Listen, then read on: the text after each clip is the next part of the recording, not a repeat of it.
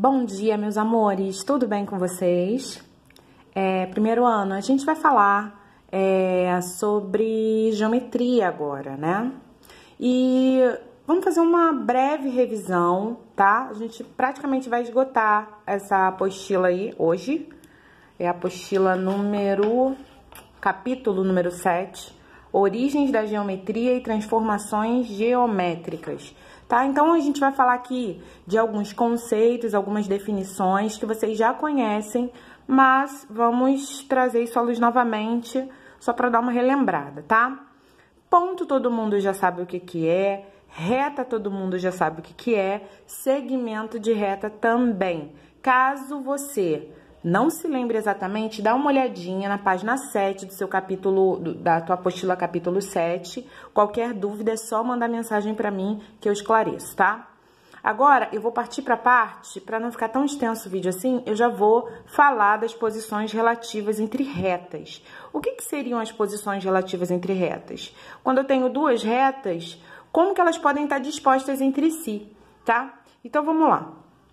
A gente pode ter retas concorrentes, elas têm um ponto de interseção, ou seja, elas se cruzam, elas se cortam. Percebam que as retas sempre são representadas ou nomeadas com letras minúsculas do nosso alfabeto, tá? Retas coincidentes, aqui eu tenho, na verdade, duas retas. Reta coincidente, o símbolo é esse, tá? De coincidente. Coincidente com a reta S. Por quê? Uma reta está acima da outra, Uma está em cima da outra. Então, o que acontece? Elas estão coincidindo. Elas estão tendo infinitos pontos de interseção, ou seja, todos os pontos delas são em comum, tá? Aqui só tinha um ponto de interseção.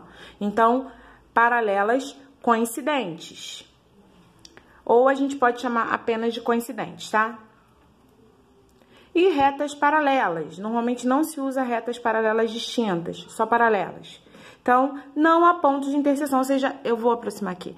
Elas não se cruzam. Elas estão paralelas. Elas sempre vão andar juntas infinitamente, tá bom? Reta S, reta R aqui.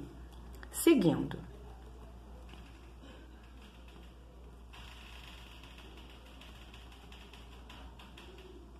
Aqui tem esse quadrinho aqui explicativo. Quem quiser eu posso mandar, tá? Tá, o que eu falei aqui tá resumidinho. E aqui a gente vai falar sobre perpendicularidade. O que são retas perpendiculares? As retas perpendiculares são aquelas que se cruzam formando o ângulo de 90 graus, ou ângulo reto. E a simbologia delas é esse Tzinho de cabeça para baixo aqui, como se fosse um Tzinho, né? Então, a reta R e a reta S, elas se cruzam, formando um ângulo de 90 graus entre elas, tanto de um lado quanto de outro, não tem jeito, tá bom? Bora agora falar de ângulos. O ângulo é aquele espaçozinho formado quando há o encontro de duas semirretas.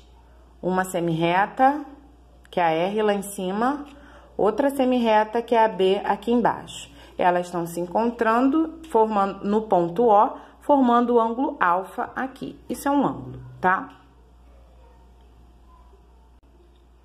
Ângulos opostos pelo vértice. Falamos de um ângulo, agora a gente está falando de dois ângulos opostos pelo vértice. O vértice é o O, é esse ponto aqui.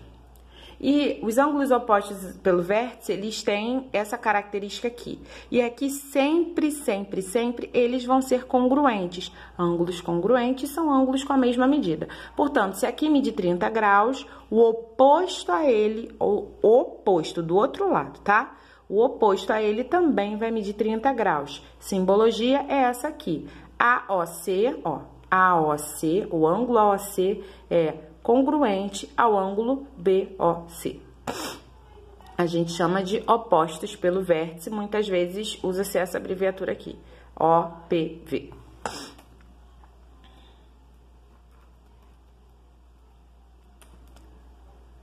Seguindo aqui.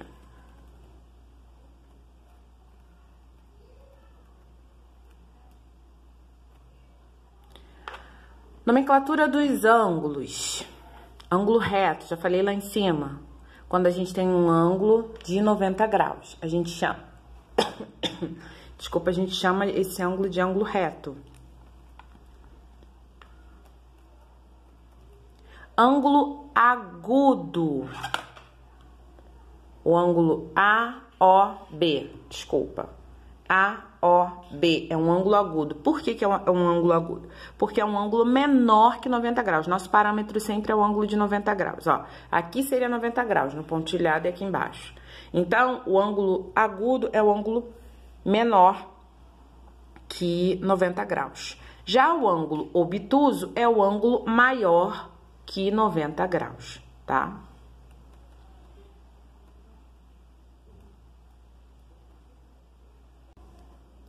Ângulos complementares. Gente, eu tô pulando algumas coisas aqui desse material, porque eu tô adaptando para vocês, tá?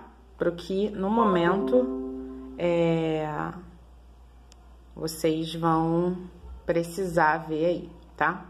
Então, o ângulo complementar, os ângulos complementares são o seguinte. São os ângulos que pode ser 2, pode ser 3, o que for. São ângulos cujas medidas somadas tem um total de 90 graus. Repetindo, ângulo alfa e ângulo beta. Se eu somar o ângulo alfa e o ângulo beta, ó, dá 90 graus. Então, se isso acontece, eu posso dizer que esses ângulos são complementares, ou seja, alfa é complemento de beta e beta é complemento de alfa, para 90 graus. Ângulos suplementares. Mais ou menos o mesmo raciocínio, só que agora a gente está falando de um ângulo, ó, de 180 graus. Então, são dois ângulos, no caso aqui poderiam ser mais, que somados dá 180 graus aqui. Alfa mais beta é 180 graus, ou seja, alfa é suplementar de beta, beta é suplementar de alfa. Ângulos replementares. São ângulos que, quando eu somo, dá 360 graus, tá? Ó. O restante aqui fora desse alfa, perdão, o alfa tá aqui. O beta todo, que seria esse ângulo todo aqui de fora, é replementar ao ângulo alfa, ok?